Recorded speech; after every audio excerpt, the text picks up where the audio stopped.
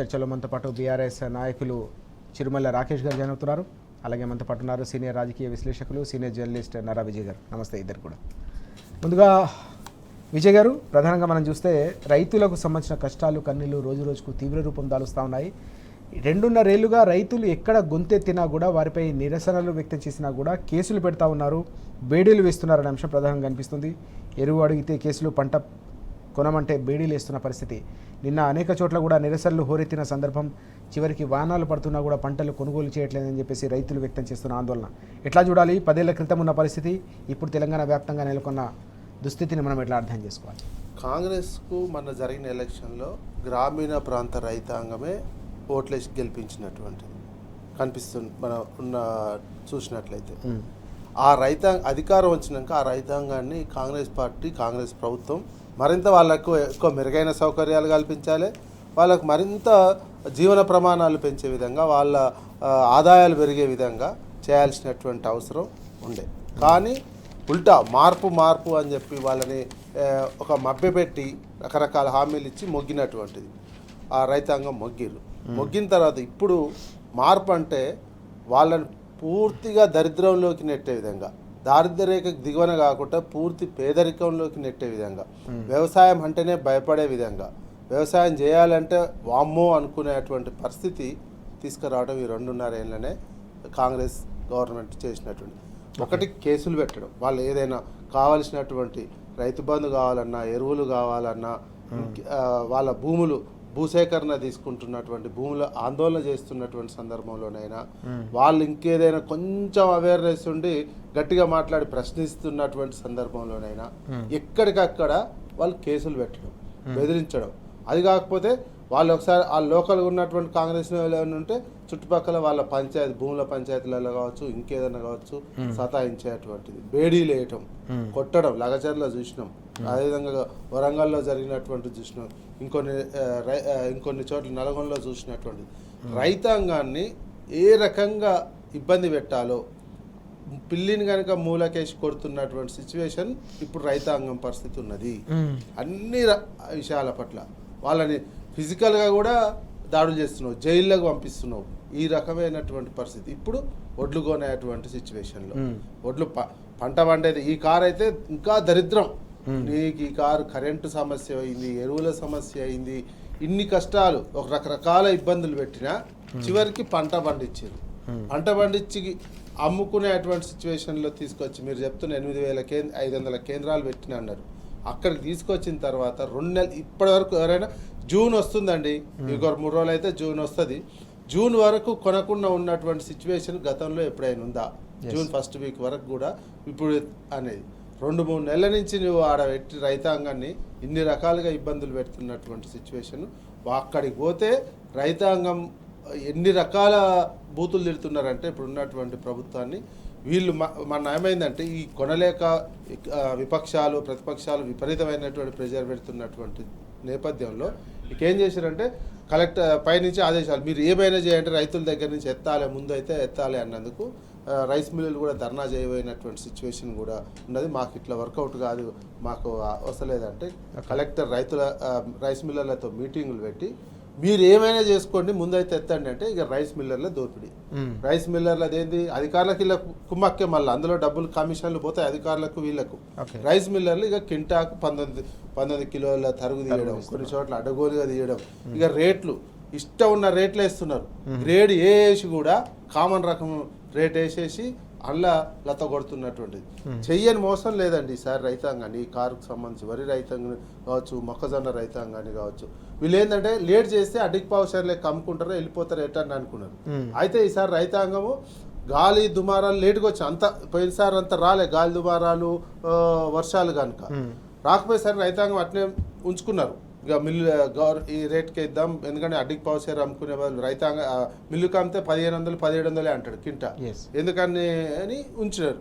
ఉంచేసరికి వీళ్ళు ఏమైంది అమ్ముకుంటారు అనుకొని గవర్నమెంట్ ఆ రకంగా ఊహించింది, ప్రకృతి ఇంకో రకంగా చేసింది. మీద పడేసరికి ఏం చేయలేక రైతాంగాన్ని ఈ రకంగా మోసం చేసి అన్ని రకాలుగా తొక్కి పెడుతున్నారు. రైతాంగం చాలా అసహనంతో ఉన్నారు ప్రస్తుతం. రైతాంగం అయితే తీవ్ర అసహనంతో చాలా కోపంగా ఈ రైతుల ఈ ప్రభుత్వం మీద ఉన్నటువంటి పరిస్థితి. అందుకే ఏమాత్రం ఒక్కసారి ఏమరపాటుతో ఉండి మార్పు అని చెప్పి సపోర్ట్ చేస్తే ఆ రైతాంగాన్ని ఎంత తొక్కాలో అంత భూలోకానికి పాతాళ లోకానికి ఆర్థికంగా తొక్కేటువంటి పరిస్థితులను కాంగ్రెస్ గవర్నమెంట్ క్రియేట్ చేసింది. ఇది ఇమ్మీడియట్గా ఇప్పటికైనా ఇప్పుడు ఈరోజు మంత్రులు నిన్న పోతున్నారండి కుప్పల కాడికి ఈరోజు పోతుంటేనో ఇది కనుక 2 నెలల ముందు నుంచే చేసి ఉంటే రైతాంగానికి ఈ రకమైనటువంటి ఇబ్బందులు వచ్చి ఉండేది కాదు. సార్ విజయ్ గారు చెప్పినట్టు రాకేష్ గారు మనం చూస్తున్నాం నిజంగానే 2 నెలల ముందు నుంచే రైతాంగం ఎదుర్కొంటున్న కష్టాలు కన్నీళ్ళని కనుక తీర్చి ఉంటే ఈ పరిస్థితి వచ్చేది కాదనే అంశం. ఎట్లా చూడాలి 19-20 కిలోల తరుగు తీస్తే ఇక రైతుకు మిగిలేది ఎట్లా అనే ఆవేదన కూడా క్షేత్రస్థాయిలో వ్యక్తమవుతున్న పరిస్థితి మనకు కనిపిస్తూ ఉంది. గుడ్ మార్నింగ్ అండి రాజు గారు, మీకు అదేవిధంగా విజయాన్నకి టీఎన్ఎస్ ప్రేక్షకులు. సార్ ఫస్ట్ ఆఫ్ ఆల్ ఈరోజు ఉన్నటువంటి అంటే రైతు ఎదుర్కొంటున్న ప్రధానమైనటువంటి సమస్య ఏంటంటే ఈరోజు పంట ధాన్యం అంటే అమ్మడానికి వచ్చిన తర్వాత ఇది మీరు నేను చెప్పింది కాదు, స్వయంగా ఈ రాష్ట్ర సివిల్ సప్లై మంత్రి ఉత్తమ్ కుమార్ రెడ్డి గారు చెప్పింది ఏంటంటే ఈ రాష్ట్రంలో పండినటువంటి పంట 1,41,00,000 మెట్రిక్ టన్నుల ధాన్యం పండితే మేము కొనుగోలు చేస్తామనుకున్నది 90 లక్షల మెట్రిక్ టన్నులు మాత్రమే. అంటే అక్కడనే ఒక 50 లక్షల మెట్రిక్ టన్నులు రైతు ఏదన్నా చేసుకొని ఎక్కడన్నా పోనని చెప్పాడు. మరి అక్కడి నుంచి వచ్చిన తర్వాత మళ్ళీ కేంద్రం 52 లక్షల మెట్రిక్ టన్నుల ధాన్యాన్ని కొనుగోలు చేస్తామని చెప్పాడు. మేము 70 లక్షల మెట్రిక్ టన్నుల ధాన్యాన్ని ఇప్పటికి కొనుగోలు చేయలేదు. 52 లక్షల మెట్రిక్ టన్నుల ధాన్యాన్ని కొనుగోలు చేస్తాం, కేంద్రం మాకు ఒప్పుకున్నది అన్నాడు.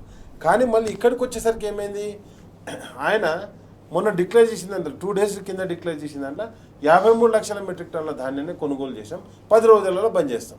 ఓకే, అంటే 2 మంత్స్ నుంచే ఏదైతే అది ప్యాడీ కొనుగోలు చేస్తున్నారో అది కంప్లీట్ కాలేదట. 10 డేస్లలో మిగిలినటువంటి 1,00,00,000 అంటే ఇప్పుడు 90 లక్షల మెట్రిక్ టన్నుల ధాన్యాన్ని కొనుగోలు చేస్తారంట.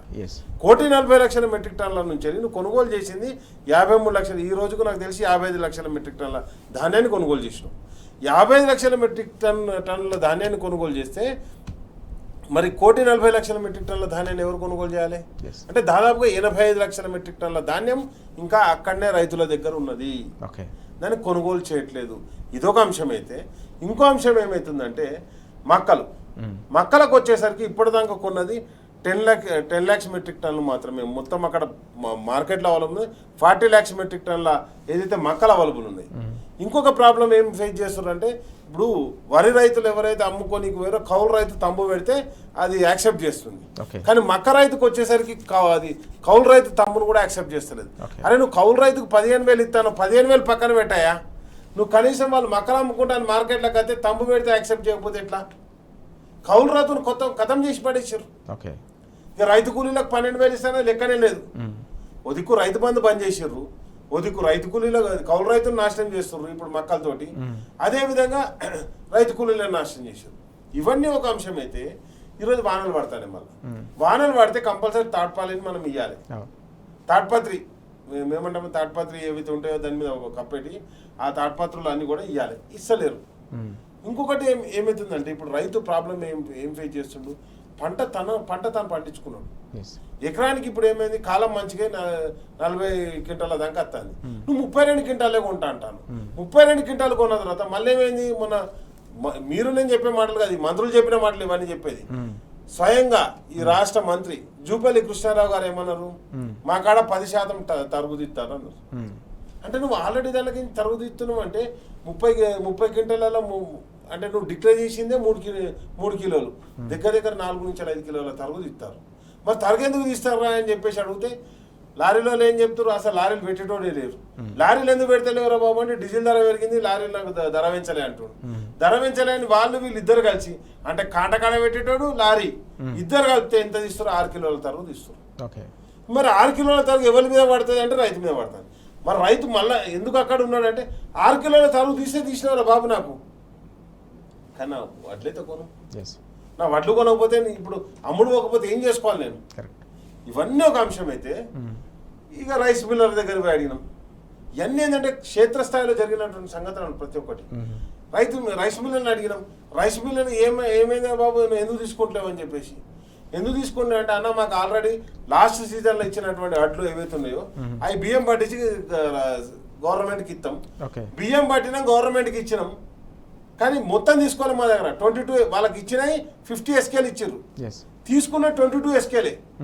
మరి 22 SKలు తీసుకుంటే మరి మిగతా 30 SKలు ఎవరు తీసుకోవాలి? తీసుకోలేదు. ఓకే మళ్ళీ ఇప్పుడు వడ్లు కేటాయించారు. ఈ వడ్లు కేటాయితే ఆ బియ్యం తీసుకోరు, మా గోధుమ తక్కువ ఉంటుంది, దాంట్లో నేను వడ్లు ఏడ పోయాలంటాడు. ఇదంతా వడ్ల పంచాయతీ ఉండగా మళ్ళీ రైస్ మిల్లర్కి ఏంది, రైస్ మిల్లర్ బ్లాక్ మెయిల్ చేసి ఏంది, అందరినీ బ్లాక్ లిస్టులలో పెట్టారు. ఇప్పుడు మా పెద్దపల్లి జిల్లాల మాకు దగ్గర 257 రైస్ మిల్లు ఉన్నాయి. 257 రైస్ మిల్లు ఉంటే దానికి 53 రైస్ మిల్లు బ్లాక్ లిస్ట్లో పెట్టేశారు.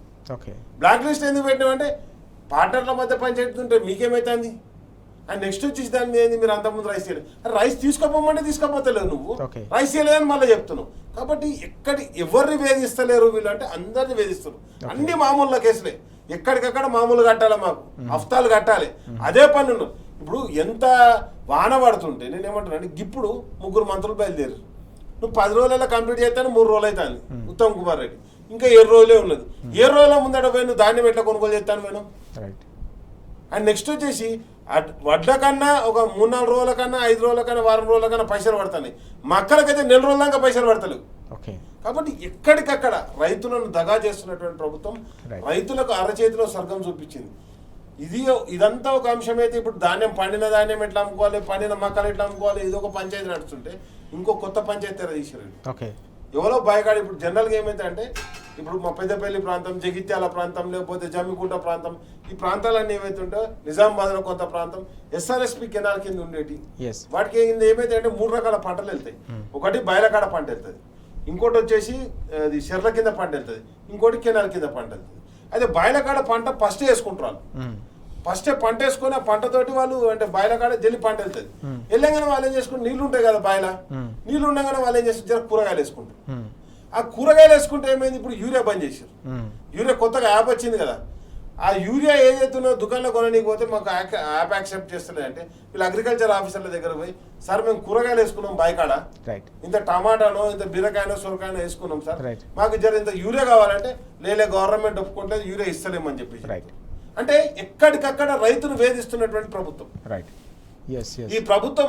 అయితే మరి వీళ్ళు ఎక్కడ గెలిచిర్రు, కాంగ్రెస్ పార్టీ అత్యధికంగా ఎక్కడ గెలిచిర్రు అంటే గ్రామీణ ప్రాంతాల్లో రైతులకు అబద్ధపు హామీలు చెప్పి ఈరోజు యూరియా ఇస్తలేరు, అది రైతు బంధు ఇస్తలేరు, పండిన పంటను కొంటలేరు. అదేవిధంగా ఈరోజు కరెంటు కోతలు కూడా మొదలైపోయినాయి. ఇప్పుడు ఎండాకాలమైనా నీకు బయలకాడ ఎట్లయినా ఎవరు మోటార్లు వేయరా, నీకు ఉన్నది ఎక్కడ కరెంటు డిమాండ్ అయితే అర్బన్ ఏరియాలోనే ఉంటుంది, అక్కడి నుంచి ఇక్కడ షిఫ్ట్ అయితే కదా కరెంటు కోతలు కూడా మొదలైపోయినాయి. కాబట్టి ఎక్కడికక్కడ ప్రజల్ని వేధించే కార్యక్రమమే తప్పితే వీళ్ళు కంప్లీట్గా ఢిల్లీకి మూటలు మోయడానికి వాళ్ళ చీరలను కాపాడుకోనికి ప్రయత్నాలు చేస్తారు తప్పితే ఎక్కడ కూడా ప్రజల గురించి ఆలోచించట్లేదు, ప్రజా ప్రయోజనాలు ఎక్కడ కూడా పట్టించుకోలేదు.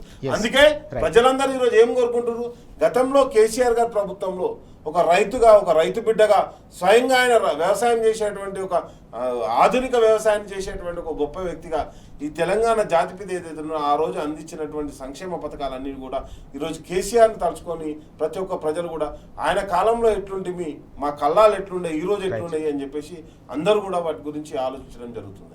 మనం చూస్తున్నాం 2.5 ఏళ్లుగా రైతులు పడుతున్న కష్టాలు, కన్నీళ్లు ప్రతి ఒక్కరిని కూడా తీవ్ర స్థాయిలో ఆవేదన వ్యక్తం చేస్తూ ఉన్నాయని చెప్పేసి రాకేష్ గారు, విజయ్ గారు చెప్తున్న అంశాలు మనం చూస్తున్నాం. ఈ క్రమంలోనే కేసీఆర్ గారి పరిపాలనలో వ్యవసాయంలో స్వర్ణ యుగం ఎలా కొనసాగిందో తెలంగాణ క్షేత్రంలో, ప్రతి క్షేత్రంలో కూడా పెద్ద ఎత్తున చర్చ జరుగుతున్న అంశం కూడా ప్రస్తావిస్తున్న పరిస్థితి మనకు కనిపిస్తుంది. విజయ్ గారు, మరొక కీలకమైన అంశం కూడా కనిపిస్తుంది. ఇందిరమ్మ ఇళ్లకు సంబంధించి ఇళ్లకు కళ్ళకు గంతలు కడతా ఉన్నారు. పూర్తిగా ఇందిరమ్మ ఇళ్లపై కాంగ్రెస్ సర్కారు చూటా మాటలు ఉంటాయి. ఈ కథనం మనం చూస్తూ ఉన్నాం. రాష్ట్రంలో వీళ్ళు కట్టింది తక్కువ, చెప్పుకుంటుంది ఎక్కువ అనే అంశం. ఈ క్రమంలోనే ఈ మొత్తం వ్యవహారంపైన నిన్న బీఆర్ఎస్ వర్కింగ్ ప్రెసిడెంట్ కేటీఆర్ గారు కూడా తీవ్ర స్థాయిలో ధ్వజమెత్తిన అంశం. చేతనైతే చేతల్లో చూపెట్టని చెప్పేసి మంత్రి పొంగులేటికి ఆయన సవాల్ విసిరారు. హైదరాబాద్లో పేదల కోసం 1,00,000 ఇల్లు కట్టిన అంశాన్ని, బీఆర్ఎస్ హయాంలో కట్టిన అంశాన్ని కూడా గుర్తు చేసిన సందర్భం. దమ్ముంటే 20 లక్షల ఇల్లు కట్టినాకనే ఓట్లు అడగాలి కాంగ్రెస్ అని చెప్పేసి సవాల్ చేసిన అంశాన్ని మనం ఎట్లా చూడాలి? కాంగ్రెస్ హామీలలో అది కూడా ఒక కీలకమైనటువంటి హామీ. ఎన్నికలకు ముందు ఇచ్చినటువంటి హామీ మోసం చేసినటువంటిది కనిపిస్తుంది. మేము ప్రతి భూమి ఉన్నోళ్ళకి ఇస్తాం, ప్లాట్ ఉన్నోళ్ళకు మేము కట్టిస్తాం, ఇవన్నీ చెప్పినటువంటిది. చెప్పిన ఇండ్లు ఎన్ని, వీళ్ళు శాంక్షన్ చేసిన డబ్బులు ఎన్ని, గ్రౌండ్ చేసిన డబ్బు ఎంత, ఇవన్నీ ఏ రకంగా చూసినా వీళ్ళు చెప్తున్న డబ్బులు కూడా కట్టిన తర్వాత 5 లక్షలు ఇస్తామని చెప్పారు. ఇంతవరకు 5 లక్షలు ఇచ్చినటువంటి, ఇంటికి 5 లక్షలు ఇచ్చినటువంటి సందర్భం అయితే లేనే లేదు. గ్రామీణ ప్రాంతాల్లో అక్కడక్కడ కడుతున్నటువంటి దానికి కూడా సగం సగం కట్టి ఆగిపోయినటువంటి సిచ్యువేషన్. వీళ్ళు పెడుతున్న నిజంగా కూడా అంతే. కేటీఆర్ గారు అన్నట్టు మీరు 20 లక్షలు ఇప్పుడు 2.5 ఏళ్ళు అయిపోయింది. 2.5 ఏళ్ళు అయిపోయినటువంటి నేపథ్యంలో మీరు కట్టిన ఇండ్లేంది, కనీసం ఇళ్ళకు పోయినటువంటి వాళ్ళు లేరు. మీరు పట్టుకున్న 20 లక్షల ఇండ్లు కనుక ఈ 2.5 ఏళ్ళ కట్టి మేము ఓట్లు అడుగుతాము అని అంటే దానికి ఓ రకంగా ఆ సవాళ్ళు స్వీకరించినట్టుంటుంది. ఆ రకమైనటువంటి చెప్పాలి తప్ప మీరు మోసం చేసి ఇందిరమ్మ ఇండ్లకు సంబంధించి కూడా అది కూడా మళ్ళీ కాంగ్రెస్ పార్టీ కార్యకర్తలు ఉన్నటువంటి ఊరికి 1, 2, 3 అటువంటి వాళ్ళకే ఇచ్చినటువంటిది కనిపించింది మొత్తం. అందుకే ఇందిరమ్మ ఇండ్ల విషయంలో కూడా పూర్తిగా మోసం చేసిర్రు. మీరు అనుకున్న ఇన్నిల దాదాపు 3 లక్షల ఇల్లు ఏదో కడతామన్నారు, అది కూడా కట్టలేంది. ఇంతవరకు సిటీలో అయితే అసలు లేదు. హైదరాబాద్ సిటీలో ఉన్నటువంటి విషయం, గతంలో డబుల్ బెడ్రూమ్ ఇల్లు కట్టినటువంటి గత ప్రభుత్వం కట్టినటువంటి వాటియే వీళ్ళు అలాట్ చేయలేకపోతున్నారు. వాళ్ళే పంచాయతీ పెట్టుకుంటున్నటువంటి, అలాట్ చేస్తారా చేయరా అని ధర్నాలు చేసినటువంటి సిచ్యువేషన్ కూడా ఉన్నది. వీళ్ళు హైదరాబాద్లో ఒక్కటి కూడా ఇందిరమ్మ ఇల్లు కట్టలేదు. అదేవిధంగా గ్రామీణ ప్రాంతాలకు సంబంధించినటువంటివి కూడా మోసపూరితంగానే అనుకున్న లక్ష్యానికి ఒక్కటి కూడా నెరవేర్చలేకపోయారు. కొన్ని ఇండ్లు అక్కడక్కడ కట్టేసినామని చెప్పి ఇది కూడా మోసపూరితమే. రైతు బంధు ఇచ్చినట్టే, సేమ్ రైతు బంధు కూడా ఇచ్చేసిన, రైతు భరోసా ఇచ్చినామని చెప్పి రానే రాదు, ఇచ్చినామని చెప్పుకోవడం. రుణమాఫీ కూడా అంతే, సగం రుణమాఫీ కొంతమందికి చేసినాం. ఇది కూడా అంతే. ఇందిరమ్మ ఇల్లు ఏవో కొన్ని కట్టినామని అబద్ధాలు చెప్పుకునేటట్టు తిరుగుతున్నారు. అన్ని హామీల మీద ఒక్క బస్సుకు సంబంధించినటువంటి తప్ప ప్రతి హామీ విషయంలో వీళ్ళు చేసిన 6 గ్యారెంటీల విషయంలో ప్రజలను, తెలంగాణ సమాజాన్ని, తెలంగాణ ప్రజలను మోసం చేశారు. ఈ మోసమే వీళ్ళకు పామై కర్వబోతుంది. Okay right. రాకేష్ గారు, మనం చూస్తున్నాం వాస్తవానికి హైదరాబాద్లో ఒక్క ఇందిరమ్మ ఇల్లు కూడా కట్టలేదని చెప్పేసి కేటీఆర్ గారు కూడా చాలా స్పష్టంగా సవాల్ చేసిన సందర్భం మనం చూసాం. ఇందిరమ్మ ఇళ్ల పేరిట కూడా పూర్తిగా కేవలం మభ్య పెడతా ఉన్నారు. వాస్తవాలు మీరు చెప్తున్న మాటలకు పూర్తి భిన్నంగా ఉన్నాయని చెప్పేసి పొంగులేటికి సవాల్ చేసిన అంశాన్ని మనం ఎట్లా చూడాలి కేటీఆర్ గారు? నిన్న కేటీఆర్ గారు ఏదైతే రామన్న చెప్పిన అంశంలో మనం రామన్న ఏ విధంగా చెప్పారంటే, రామన్న చెప్పిన దాంట్లో బడ్జెట్ కేటాయింపుల గురించి స్పష్టంగా చెప్పడం జరిగింది. బడ్జెట్ కేటాయింపులు ఏంటంటే 20,000 కోట్లు గత బడ్జెట్లో రాష్ట్ర ప్రభుత్వం ఇందిరమ్మ ఇళ్ళకని కేటాయించింది. కానీ దాంట్లో నుంచి అలాట్ చేసినటువంటి డబ్బు ఓన్లీ 5,500 కోట్లు మాత్రమే. మళ్ళీ ఈసారి బడ్జెట్లో నువ్వు 20,000 కోట్ల బడ్జెట్లో ఎప్పుడైతే సంవత్సరానికి 1,00,000 ఇళ్ళు 2,00,000 ఇళ్ళు నువ్వు అన్నావు కదా, 1,00,000 ఇళ్ళు అన్నావు కదా, 1,00,000 ఇళ్ళు అన్నప్పుడు మరి బడ్జెట్ కూడా కేటాయింపు. ఇప్పుడు ఇల్లే దుత్త కాదు కదా సార్, 1,00,000 ఇళ్ళు నువ్వు కడతా అన్నప్పుడు ఆ బడ్జెట్ కేటాయింపులు ఉండాలి కదా. పైసలు తీసుకోకుండా వాళ్ళని ఇల్లు కడతారా? ఆ కట్టుకుని నీళ్ళు ఇందిరా ఇల్లు ఎట్లయితుంది, వాని ఇల్లు వానికి అవుతుంది. కాబట్టి నువ్వు ఏదైతే బడ్జెట్ ఎంత ఇచ్చినావు, పైసలు ఎన్ని ఇచ్చినావు, ఏ లెక్కలు ఇచ్చినావు. నువ్వేమన్నావు ప్రతి ఇందిరామ్మ ఇంటికి 5 లక్షలు ఇస్తాను, ఇప్పటికి ఇచ్చింది 3.5 lakhs మాత్రమే. ఆ 3.5 lakhs కూడా ఎన్ని ఇళ్ళకి ఇచ్చినావు అంటే ఇప్పటికి ఇచ్చింది 55,000-56 వేల ఇళ్ళకి మాత్రమే ఇచ్చినావు. మరి పైసలు అయ్యింది, ఇల్లు ఎట్లా కంప్లీట్ అయింది? ఇప్పుడు పొంగులేటి కేటీఆర్ గారు స్పష్టంగా అడిగింది ఏంది, పొంగులేటి శ్రీనివాస్ రెడ్డి గారు నేను ఏదైతే 2 లక్షల ఇల్లు కట్టినా 3 లక్షల ఇల్లు కట్టినా అంటున్నావు కదా, నువ్వు కట్టిన దానికి పైసలు ఇచ్చిన లెక్క చూపెట్టు. ఒక లెక్క ఉండాలి కదా. నువ్వేదో నోటికి వచ్చింది నేను మాట్లాడతా, మైక్ దొరకంగానే మాట్లాడతా అన్నట్టు కాదు కదా. అండ్ నెక్స్ట్ ఇప్పటి వరకు హైదరాబాద్లో నువ్వు కట్టినటువంటి ఒక ఇందిరమ్మ ఇల్లు చూపెట్టు. ఇప్పుడు ఏదైతే మొత్తం కేసీఆర్ గారు కేటాయించినటువంటి ఆ డబుల్ బెడ్రూమ్ ఇళ్లను కూడా క్యాన్సిల్ చేయించి తన కాంగ్రెస్ పార్టీ అనుచరులకు ఇచ్చుకోవాలనే ప్రయత్నం జరుగుతుంది. ఇట్లా వీళ్ళు ఏం చేస్తారంటే రాజీవ్ యువకి వికాసం అని పెట్టారు. మొత్తం మా అనుచరులకే, కాంగ్రెస్ వాళ్ళకి వేయాలని చెప్పేసి కాంగ్రెస్ పార్టీ ఎమ్మెల్యేలు మంత్రులు చెప్పుకున్నారు. కానీ ఇంతవరకు ఒక్కరికి ఇయ్యాలి. ఓ పథకాన్ని ప్రారంభించాలి. ఇప్పుడు జూన్ 2 వస్తుందిగా, మళ్ళీ ఏదో కొత్త పథకం ప్రకటిస్తారు. ఆ ప్రకటించిన పథకం వాళ్ళకే గుర్తుండదు. ఎందుకంటే వీళ్ళు మొత్తం అల్జిమరస్ వ్యాధి లెక్క మర్చిపోకుండా పోతుంటారు. ప్రజలకు రోజు ఒకటి చూపిస్తుంటారు, ఇది కాకపోతే అది కాకపోతే అది, ఇంకోటి కొత్తది ఏం చేయాలి, ఇప్పుడు కొత్తది ఎట్లా సృష్టించాలి, పైసలు లేకుండా ముచ్చట చెప్పిపోవాలి. ఎందుకంటే తుపాకి రౌండ్ ఉంటాడు చూసినా, ఊళ్ళో తిరగకుండా షెర్ల తూముల కట్టెలు పెట్టినా, మొత్తం షెర్ల చేపలు ఉడుకుతానే, ఆకాశంలో మబ్బులలో ఇత్తులు చల్లినా మొత్తం పంట కోత కత్తాంది అని చెప్పేసి అన్నట్టే వీళ్ళు కాంగ్రెస్ పార్టీ వాళ్ళ మేనిఫెస్టో ఎవరు మాట్లాడలేదండి. కాంగ్రెస్ పార్టీ మేనిఫెస్టో మీదనే ఈరోజు పోరాటం నడుస్తుంది.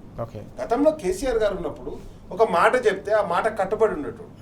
కేసీఆర్ గారు ఏం చెప్పిండు, ఇగో నేను ఇల్లు కడతా అన్నాడు, నేను మిషన్ భగీరథ నీళ్ళు ఇస్తా అన్నాడు, నీళ్ళు ఇచ్చిండు, రైతు బంధు ఇస్తా అన్నాడు ఇచ్చిండు, రైతు బీమా ఇస్తా అన్నాడు ఇచ్చిండు.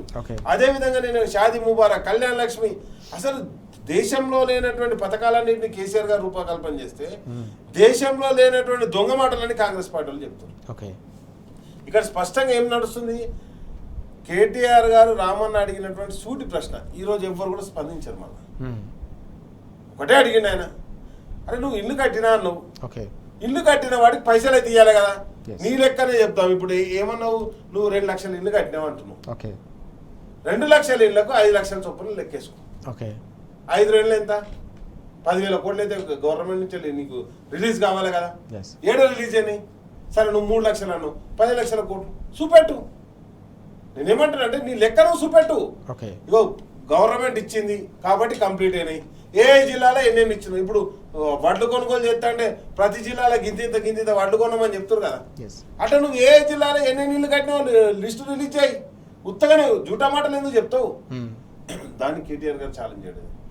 నిరంతరం కేటీఆర్ గారు ఏం చేస్తారు, ఆ ప్రజా సమస్యలను అన్నింటినీ కూడా ప్రజల కోణంలో ప్రజల దృష్టికి తీసుకుపోవడం జరుగుతుంది.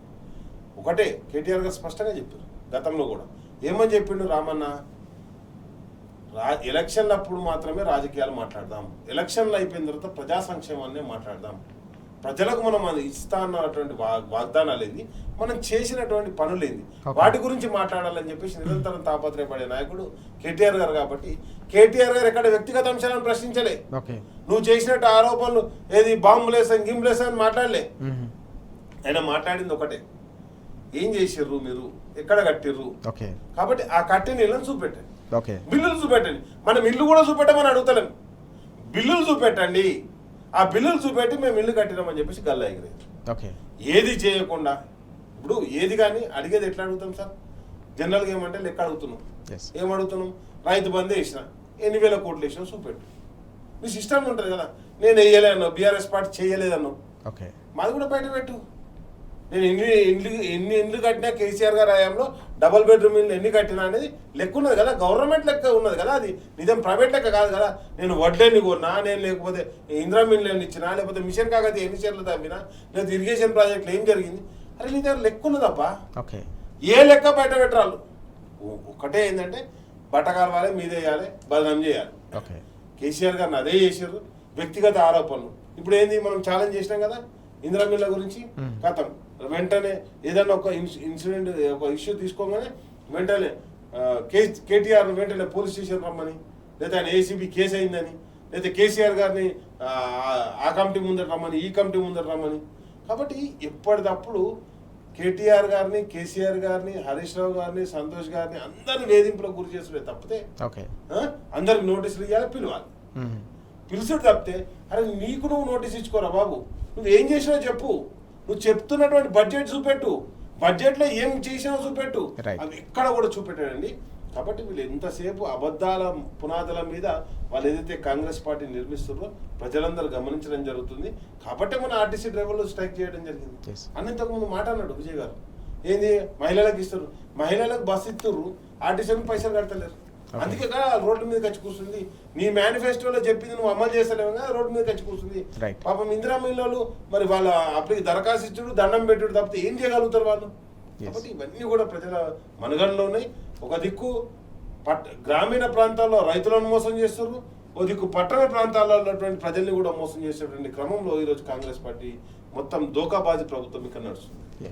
మరో చిన్న బ్రేక్. విజయ్ గారు, నిన్న కేటీఆర్ గారు సవాల్ విసిరిన సందర్భంలో మరొక కీలకమైన అంశాన్ని కూడా ప్రస్తావించారు. ఈ 2.5 ఏళ్లలో కాంగ్రెస్ సర్కారు కట్టిన ఇల్లు తక్కువ, కూల్చిన ఇండ్లు ఎక్కువ అనే అంశాన్ని, ప్రధానంగా హైదరాబాద్లోని హైడ్రా పేరిట కావచ్చు, మూసీ పేరిట కావచ్చు, అనేక మంది పేద ప్రజలు, మధ్యతరగతి ప్రజలు కష్టపడి కట్టుకున్న ఇల్లు గుడిసెలను కూడా కూల్చివేశారు. చివరికి ఖమ్మంలో కూడా, వెలుగుమట్లలో కూడా పేదలను రోడ్డున పడేసిన పాపం కూడా మీదే అనే అంశాన్ని కూడా ప్రస్తావించిన పరిస్థితి. ఎట్లా చూడాలి? ఒకప్పుడు నిర్మాణాలకు కేర్ ఆఫ్ అడ్రస్గా ఉన్న తెలంగాణలో కూల్చివేతల పర్వం కొనసాగింది. పేదలకు నిల్వ నీడ లేకుండా చేసిన కాంగ్రెస్ సర్కార్ అని చెప్పేసి ఆయన ధ్వజమెత్తిన అంశాన్ని మనం ఎట్లా చూడాలి? అంటే ప్రభుత్వం ప్రమాణ స్వీకారం స్టార్ట్ అవడమే విధ్వంసంతో స్టార్ట్ అయింది. ఆయన చెప్తున్నటువంటి కాంగ్రెస్ పెట్టినటువంటి దాన్నే ప్రగతి భవన్ ముందు ఉన్నప్పుడు ఆయన చెప్పుకుంటుంటాడు ముఖ్యమంత్రి గొప్ప, కానీ విధ్వంసం తన మొదటి అడిగే ఒక విధ్వంసం నుంచి మొదలు పెట్టిండు. ఆ విధ్వంస పరంపర కొనసాగిస్తూనే ఉన్నాడు. హైదరాబాద్ ప్రజలు ఓట్లు వేయలేదనో మరి ఇంకో కారణంతోటో తనకు హైదరాబాద్లో దోపిడీ చేసుకోవాలనో భూముల మీద మూసీ ప్రాజెక్టు మీద అనేది ఓవైపు ఇందిరమ్మ ఇండ్లు కడతా అని అనుకున్న లక్ష్యం నెరవేర్చలేదు, ఎక్కడ కడుతున్నటువంటి మొత్తం మూలగబడుతున్నటువంటి సిచ్యువేషన్ ఉంది, ఇవ్వలేదు. మరోవైపు హైదరాబాద్లో ఏంది మూసీ పేరుతోటి వచ్చే రాకడతో కూల్చడం మొదలుపెట్టి అది కూడా పేద మధ్యతరగతి సంబంధించినటువంటిది. మళ్ళా ఎన్నో దశాబ్దాలుగా వాళ్ళు ఇల్లు కట్టుకున్నటువంటిది. కాంగ్రెస్ ప్రభుత్వాలు కూడా పట్టాలు ఇచ్చినటువంటి ఇండ్లు ఉన్నారు. గత కాంగ్రెస్ ప్రభుత్వాలు పట్టాలు ఇచ్చినటువంటి కూడా కూల్చడం మొదలుపెట్టి మొత్తం హైదరాబాద్ని విధ్వంసం చేసేటువంటి హైదరాబాద్ బ్రాండ్ ఆడించే కదా తగ్గింది మొత్తం. Real estate Hyderabad brand value మొత్తం పడిపోయినటువంటిది. రియల్ ఎస్టేట్ పడిపోయినటువంటి దాదాపు 2.5 సంవత్సరాల నుంచి పడిపోయి లేవట్లేదు. సామాన్య రియల్ ఎస్టేట్ వ్యాపారులు కూడా చేస్తున్నటువంటిది.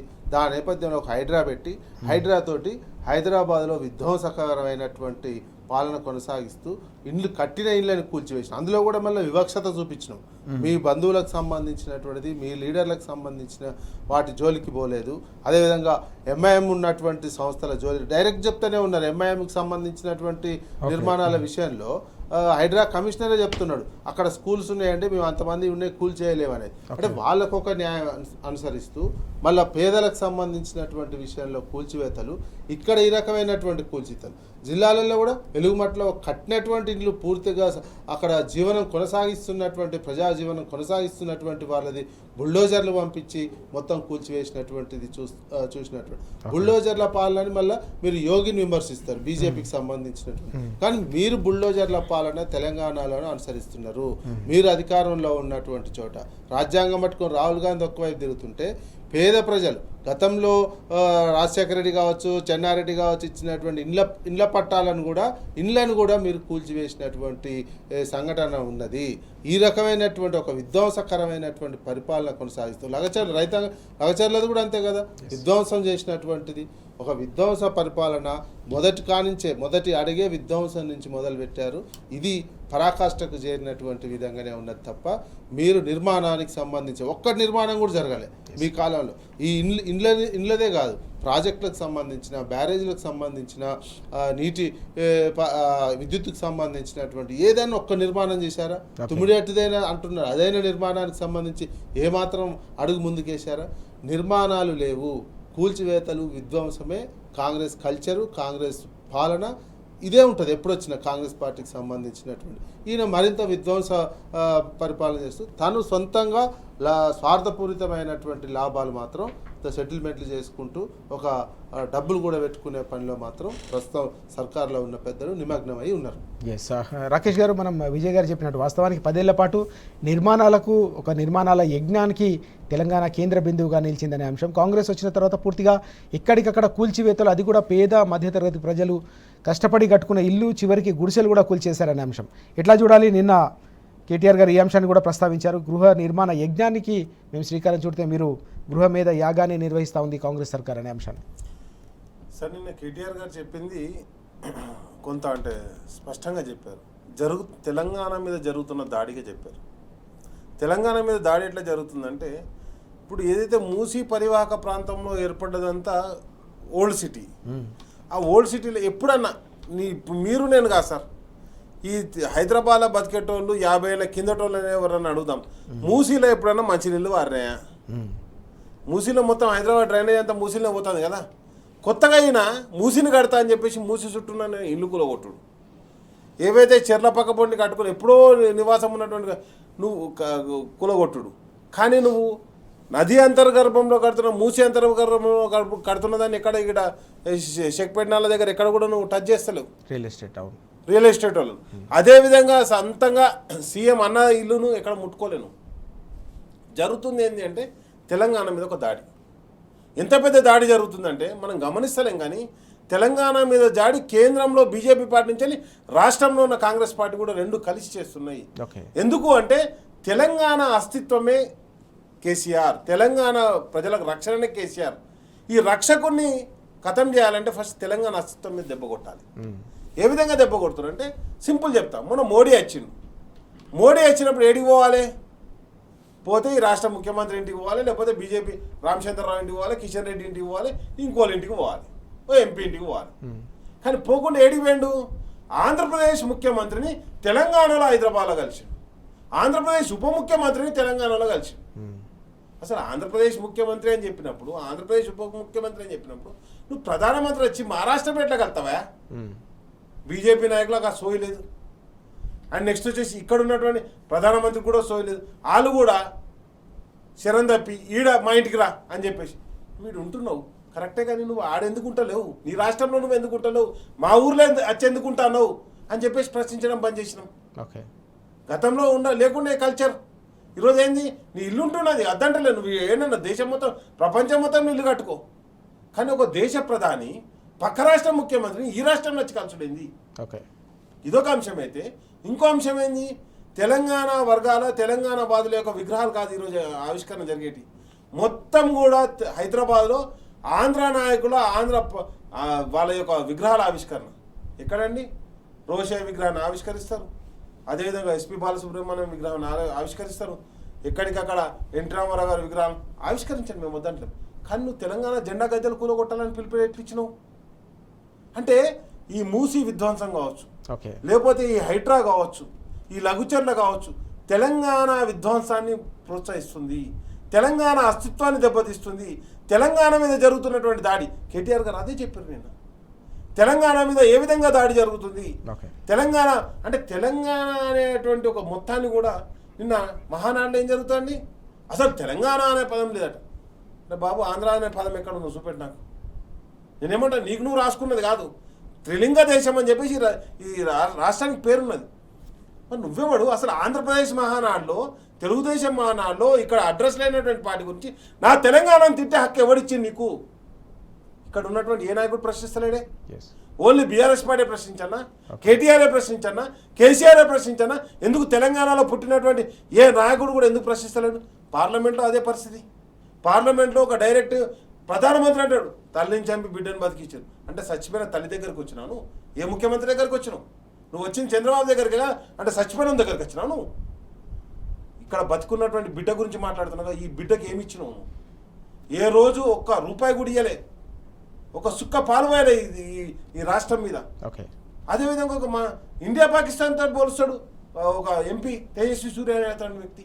ఇక్కడ ఉన్నటువంటి బీజేపీ 8 మంది ఎంపీలు మాట్లాడరు, 8 మంది కాంగ్రెస్ ఎంపీలు మాట్లాడు, పార్లమెంట్లో మాట్లాడకుండా బయటకు వచ్చి ప్రెస్ మీడియాలో మాట్లాడతారు. అరే నువ్వు పోరాడాల్సిందేనా? పార్లమెంట్లో పోరాడాలి. వాడు మాట్లాడింది పార్లమెంట్లో, ఆన్ రికార్డ్స్ మాట్లాడిండు. కాబట్టి క్రమక్రమంగా తెలంగాణ అనే దాన్ని డైల్యూట్ చేయడానికి జరుగుతున్నటువంటి కుట్రలో భాగం ఇది. తెలంగాణ మీద జరుగుతున్నటువంటి దాడి, ఈ తెలంగాణ ప్రాంత వాసుల మీద మూలవాసుల మీద జరుగుతున్నటువంటి దాడి. ఈ దాడిని మనం నిరంతరం గమనించి దాన్ని ప్రొటెక్ట్ చేయకపోతే రేపు పొద్దుగాల మళ్ళీ తెలంగాణ అస్తిత్వాన్ని దెబ్బతీసే కుట్ర జరుగుతుంది. ఆ కుట్రను మనం అన్ని విధాలుగా ఎదుర్కోవాలని చెప్పేసి నిన్న జాగృతం చేసిండు కేటీఆర్ గారు. ఆ దిశగా మనం ముందుకు పోవాలని చెప్పేసి కూడా తెలంగాణ వాదులకు, తెలంగాణ ప్రజలకు ప్రతి ఒక్కరికి విజ్ఞప్తి చేయడం జరుగుతుంది. అయితే ఈ మహానాడు ఆంధ్రాలో జరుగుతుంది కదా, ముఖ్యమంత్రికి ఎప్పుడైనా గతంలో తెలుగుదేశం పార్టీలో ఉన్నప్పుడు మహానాడులో ఈయన తీర్మానం మీద ఎప్పుడో మాట్లాడేటువంటి అవకాశం ఉండేది. ఇప్పుడు ఆడ మహానాడులో డైరెక్ట్ పోలేక, అక్కడ తీర్మానం మీద మాట్లాడలేక, బక్క నరసింహలు ఒక తీర్మానం మీద మాట్లాడితే రేవంత్ రెడ్డి కూడా తెలుగుదేశంలోనే ఉన్నానుకొని ఇక్కడ విగ్రహావిష్కరణ తీర్మానంలో మాట్లాడినట్టు ఉంది మహానాడుకి సంబంధించినటువంటి. ఆంధ్రాలో జరుగుతున్న మహానాడులో డైరెక్ట్ పార్టిసిపేషన్ చేస్తే ఏమంటారు అని అక్కడ ఒక తీర్మానం ఆ గురువు గారు పెడితే, ఇక్కడ శిష్యుడు విగ్రహావిష్కరణ కార్యక్రమంలో మాట్లాడి మహానాడులో మాట్లాడినట్టే మాట్లాడినాడు. తెలుగుదేశం పార్టీ ముఖ్యమంత్రిలాగా, బీజేపీ ముఖ్యమంత్రిలాగా నిన్న మాట్లాడినటువంటి చూస్తేనైతే ఆ రకంగా ఉన్నది. తెలుగుదేశం పార్టీయే ఇక్కడ రూల్ చేస్తుంది అనే విధంగా తెలుగుదేశం పార్టీ ముఖ్యమంత్రిని నేను అక్కడ మహానాడులో తీర్మానంలో మాట్లాడాల్సిన కార్యక్రమం ఇక్కడ ఆ తీర్మానం కాపీని తెలంగాణలో చదివి వినిపించినట్టు. తెలంగాణ కంప్లీట్ గా టీడీపీ పార్టీ వైఖరి అంటేనే, ఎందుకంటే ఈయన ఓటుకు నోటు సాటిస్ఫాక్షన్, మహానాడులో పార్టిసిపేషన్ చేశారు సాటిస్ఫాక్షన్. ఆ రోజు ముఖ్యమంత్రిగా ఉండి చంద్రబాబు నాయుడు ఈ రాష్ట్రం మీద కుట్రమన్నది, ఇక్కడ టీడీపీ పార్టీ వర్కింగ్ ప్రెసిడెంట్ గా ఉండి వెన్నుపోటు కార్యక్రమాన్ని ముందుండి నడిపించినటువంటి వ్యక్తి. కాబట్టి ఆయన ఏం మాట్లాడతాడు? ఆయనకు తెలంగాణ వాదుల మీద తుపాకీ పట్టుకొని వచ్చినటువంటి వ్యక్తి ఈరోజు ముఖ్యమంత్రిగా ఉన్నాడు. ఆయన తెలంగాణ వాదుల గురించి ఏదో రోజు ఆలోచించాడు, తెలంగాణ గురించి ఆలోచించాడు, తన మనుగడ గురించి ఆలోచిస్తాడు, తను ఏ విధంగా దోపిడీకి చేయాలో ఆలోచిస్తాడు, తను దోచుకున్నటువంటి ధనాన్ని ఏ విధంగా ఢిల్లీకి కప్పగట్టానో ఆలోచిస్తాడు తప్పితే ఎక్కడ కూడా ఈయన పరిపాలనలో ఎక్కడన్నా ప్రజాకోణం ఉన్నదని చెప్పేసి ఎక్కడన్నా చూపెట్టండి. తప్పకుండా నేనేమంటే ప్రజలందరూ ఈ దిశగా ఆలోచిస్తున్నారు. Okay. ఇది కంప్లీట్గా జరుగుతున్నటువంటి అరే బాబు విగ్రహాలు పెట్టుకోండి ఎవరు అద్దంటలేదు, కానీ నువ్వు ఆ విగ్రహం ఎవరికి మాకు సంబంధించిందా, మాదా, రైట్ మా అస్తిత్వమా, మా ప్రొఫెసర్ జయశంకరా, మా కొండ లక్ష్మణ్ బాబూజీయా, ఎవరాలు, అసలు ఎందుకు పెట్టావు నువ్వు ఈ విగ్రహాలు? ఆ రాష్ట్రంలో విగ్రహాలు పెట్టరట, ఆ రాష్ట్ర నాయకుల విగ్రహాలు పట్టుకొచ్చి ఈ రాష్ట్రంలో పెడతారట. మా రాష్ట్రానికి ఒక్క రాష్ట్రానికే కాదు కదా, వాళ్ళు చేసింది ఆంధ్రప్రదేశ్ ముఖ్యమంత్రులుగా, ఆంధ్రప్రదేశ్ నాయకులుగా, మరి ఆంధ్రాలో పెట్టుర్రు, మా తెలంగాణలో ఎందుకు పెడుతుర్రు? విచిత్రం ఏంటంటే కాబట్టి ఇవన్నీ కూడా నేనేమంటానంటే జరుగుతున్నటువంటి దాడి మొత్తం కూడా తెలంగాణ అస్తిత్వం మీద జరుగుతుంది. ఇది అందరూ గమనించాలని చెప్పేసి నేను విజ్ఞప్తి చేస్తున్నాను. విచిత్రం ఏంటంటే పోల్చుడు ఇందిరమ్మ ఎన్టీఆర్, అసలు ఎన్టీఆర్ ఇందిరమ్మకు వ్యతిరేకంగా ఫైట్ చేసినట్టు ఓకే ఆ రెండు భిన్నమైనటువంటి విభిన్నంగా కాంగ్రెస్ పార్టీ కావచ్చు తెలుగుదేశం పార్టీ కావచ్చు ఫైట్ చేసి ఉన్నటువంటిది వ్యతిరేకంగా. ఇందిరాగాంధీ ఈయన మీద ఇంపోజ్ చేసింది, ఎన్టీ రామారావు ఇందిరాగాంధీ మీద ఫైట్ చేసినటువంటి సందర్భం చూసినాం. నేను వీళ్ళిద్దరిని కలిపిండు. అందుకు గతంలో పొత్తు పెట్టుకుని ఎట్లా 2018లో కాంగ్రెస్ ఆ రోజే తెలుగుదేశంకి సంబంధించినటువంటి అభిమానులు కావచ్చు, తెలుగుదేశం పరువు పత్తా లేకుండా చంద్రబాబు నాయుడు గాల్లో కలిపిండు. దానికోసం అనేది అన్నారు. కాంగ్రెస్కి వ్యతిరేకంగానే కదా పెట్టింది. తెలుగు ప్రజలను అవమానించిండానో ఏదో ఒక కారణంతో ఎన్టీ రామారావు పెట్టిన పార్టీయే కాంగ్రెస్కి వ్యతిరేకంగా, టీడీపీ పెట్టినటువంటి పార్టీయే కాంగ్రెస్కు వ్యతిరేకంగా. ఇప్పుడు నువ్వు కాంగ్రెస్ వాళ్ళు కూడా ఆలోచించుకోవాల్సినటువంటి అవసరం ఉంది. ఇందిరమ్మతోటి పోల్చడం అంటే, ఇందిరమ్మని మీరు ఎన్టీ రామారావుతో ఇందిరమ్మని పోల్చి ఎన్టీ రామారావుని మీరు చిన్నగానే చూస్తారు కాంగ్రెస్ పార్టీ ఎప్పుడైనా. ఇందిరాగాంధీ ప్రైమ్ మినిస్టర్, ఓన్లీ రాష్ట్రానికి సంబంధించినటువంటి వ్యక్తి, ఎన్టీఆర్ కింద చూడాల్సినటువంటి అటువంటిది పోల్చి తెలుగు కాంగ్రెస్ పార్టీ లాగా చేసింది అనేది చేసుకోవాల్సినటువంటి అవసరం ఉంది. బీజేపీ మొత్తం ఇప్పుడు పరిపాలన కూటమి కదా జరిగేది, బీజేపీ తెలుగుదేశం జనసేన కలిసి కూటమి.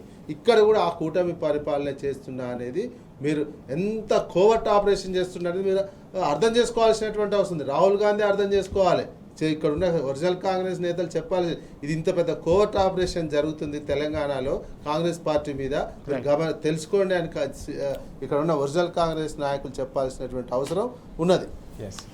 మరొక కీలకమైన అంశం, రైతు డిస్కమ్ పేరిట 3వ డిస్కమ్ ఏర్పాటుకు రాష్ట్ర ప్రభుత్వం చేస్తున్న కసరత్తు ఏదేందో దీనిపై బీఆర్ఎస్ పార్టీ తీవ్ర స్థాయిలో అభ్యంతరం వ్యక్తం చేస్తున్న సందర్భం బీఆర్ఎస్ వర్కింగ్ ప్రెసిడెంట్ కేటీఆర్ గారు ఈరోజు వాదనలు వినిపించేందుకు కమిటీ ముందుకు వెళ్ళబోతున్న అంశం కూడా ప్రధానంగా కనిపిస్తుంది. ఎట్లా చూడాలి? రైతు డిస్కమ్కు లైసెన్స్ పేరిట వస్తున్న ఈ మొత్తం వ్యవహారాన్ని, లైసెన్స్ దక్కేనంటూ ఈరోజు వచ్చిన కథనాన్ని మనం ఎట్లా చూడాలి? రైతు వెన్ను విరచడానికి ఇదొక కుట్ర, పెద్ద కుట్ర ఇది. రైతాంగం అర్థం చేసుకో, ఇప్పటికే రైతాంగాన్ని ఇన్ని రకాలుగా మోసం చేస్తున్నారు. ఈ రైతు డిస్కమ్ అనేది కొత్తగా ఇప్పుడు northern and southern power distribution కంపెనీలు ఉన్నాయి. ఈ రైతు డిస్కమ్ కనుక ఏర్పాటు చేస్తే ఇందులో మిషన్ భగీరథకు సంబంధించినది, వ్యవసాయానికి సంబంధించినటువంటి కరెంటు, ఇతర ఎత్తిపోతలకు సంబంధించినటువంటి పథకాలకు సంబంధించిన కరెంటు వినియోగానికి సంబంధించినటువంటిది దీని కింద తీసుకొచ్చేటువంటి ప్రయత్నం చేస్తుంది. దీని కింద తీసుకురావడం వల్ల ఏంటంటే ఫస్ట్ కేంద్ర ప్రభుత్వం పెట్టినటువంటి షరతులకు లొంగిపోయి ఫస్ట్ ట్రాన్స్ఫారాల దగ్గర మీటర్లు పెట్టడం వ్యవసాయానికి సంబంధించినటువంటిది, తర్వాత నెక్స్ట్ లెవెల్లో మోటార్లకు మీటర్లు పెట్టడం. ఇదే ప్రధానమైనటువంటి ఇంటెన్షన్. ఈ డిస్కమ్ ఏర్పాటు చేసేటువంటి ఇంటెన్షన్ ఏంటంటే ఇప్పుడు ఈ కలిపి ఉండడం వల్ల ఏంటంటే మిక్స్ ఉండడం వల్ల రైతాంగానికి మేలు జరుగుతున్నటువంటిది.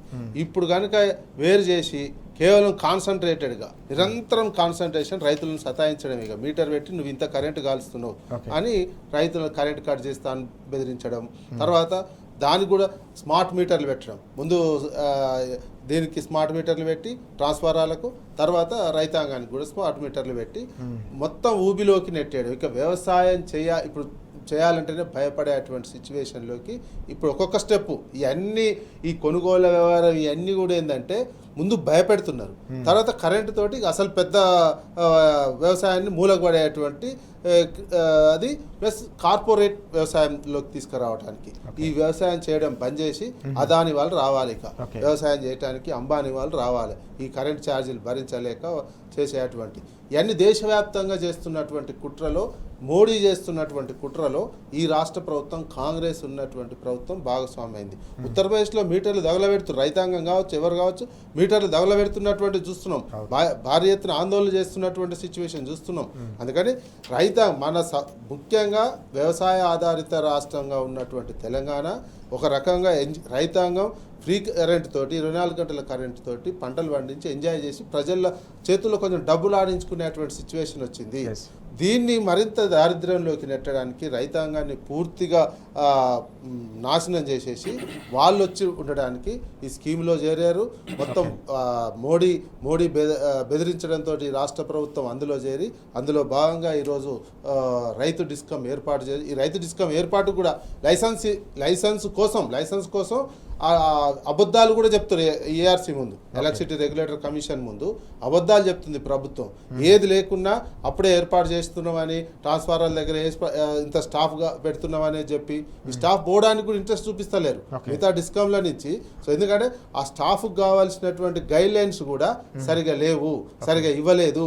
ఇప్పుడు ఉన్నటువంటి స్టాఫ్ అందులోకి పోతే ఈ బెనిఫిట్స్ వస్తాయా రావా అనేది ఉద్యోగస్తులు కూడా అందుకే వ్యతిరేకిస్తారు. విద్యుత్కి సంబంధించినటువంటి ఉద్యోగస్తులు కూడా పూర్తిగా దాని పోవటం లేదు, ఉంటుందో మూసుకుంటుందో ఆ డిస్కమ్స్ సంబంధించినటువంటిది. వీళ్ళు ఏం చెప్తారు, ప్రభుత్వం అబద్ధాలు చెప్పి ఏఆర్సీ మీద కూడా అబద్ధాలు చెప్పి లైసెన్స్ రాకుండా ఆల్రెడీ ఏర్పాటు చేసినామని చెప్పి లైసెన్సే ఇవ్వలేదు, మేము ఏర్పాటు చేసినాం అనే విషయంగా నోటిఫికేషన్లు ఇవ్వడం ఆ రకమైనటువంటి మోసం చేస్తున్నటువంటిది. ఈరోజు ప్రతిపక్షాలుగా ఏపీ ఈఆర్సీ ముందు, ఎలక్ట్రిసిటీ రెగ్యులేటర్ కమిషన్ ముందు, Telangana electricity regulator commission licence ఇవ్వద్దు, ఈ రైతు డిస్కమ్కు లైసెన్స్ ఇవ్వద్దు, రైతాంగాన్ని నిండా ముంచుతున్నటువంటిది.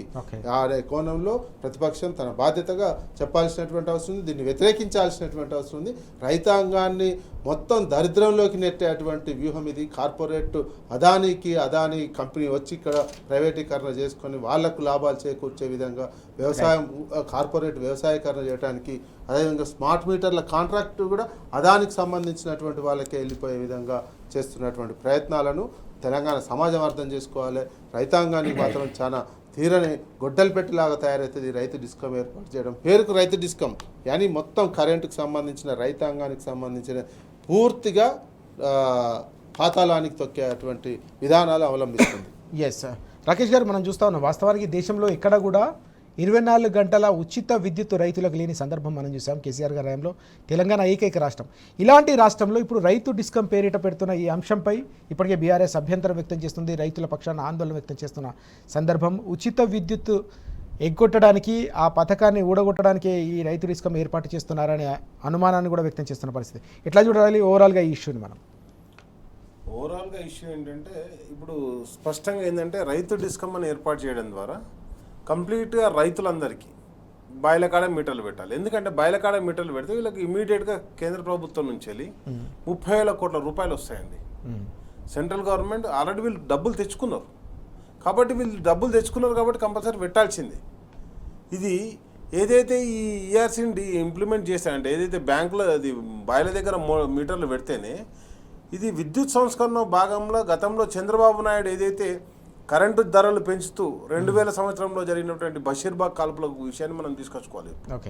ఎందుకు తీసుకొచ్చుకోవాలంటే అసలు తెలంగాణ అస్తిత్వం పుట్టిందే, కేసీఆర్ గారు పోరాటం మొదలుపెట్టిందే రైతులను కాల్చి చంపిన దగ్గర నుంచి మొదలుపెట్టారు.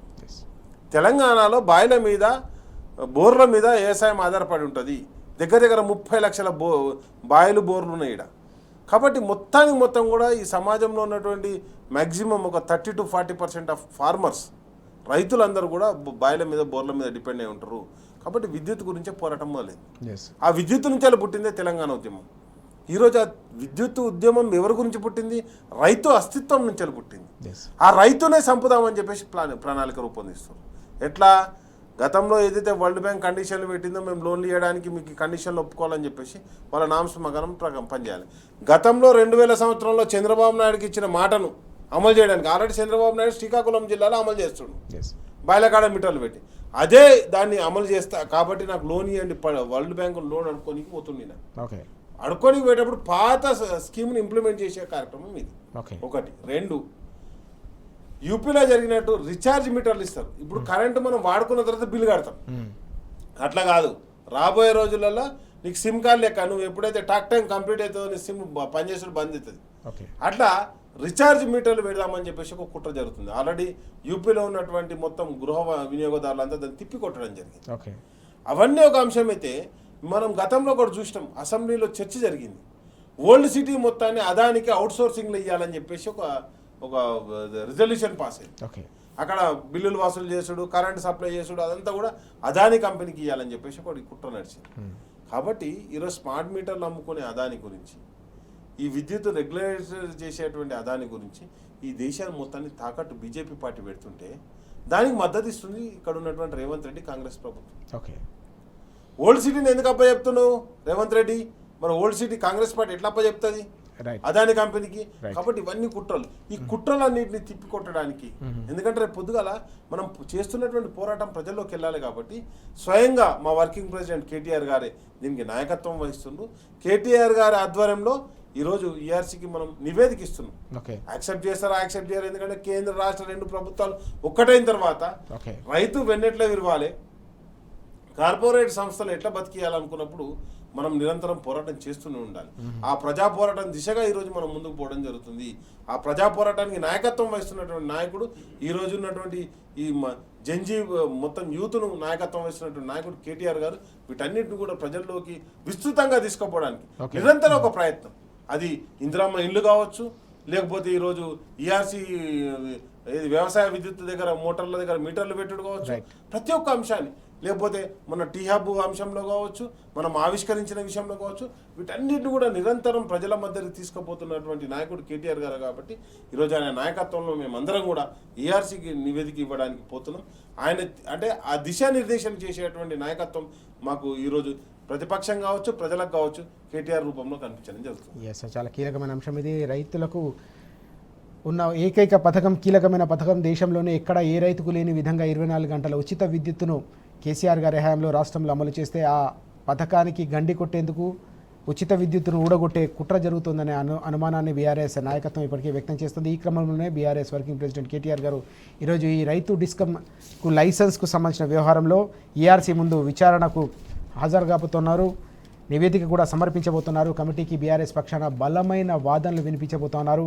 ఈ మొత్తం వ్యవహారంలో ఓవైపు గృహ వినియోగదారులకు సంబంధించి కావచ్చు, రైతులకు సంబంధించి కావచ్చు, పూర్తిగా స్మార్ట్ మీటర్లు పెట్టి వారిపై అదనపు భారం మోపే కుట్రలైతే కొనసాగుతున్నాయి. తప్పకుండా వీటిని ప్రజాక్షేత్రంలో ఎండగొట్టేందుకు బీఆర్ఎస్ నడుం బిగించిన పరిస్థితి మనకు కనిపిస్తూ ఉంది. Thank you very much Vijay గారు, అలాగే రాకేష్ గారు చర్చలు పాల్గొన్నారు. ఇది వాటి వార్తలు వాస్తవాలు. నమస్తే.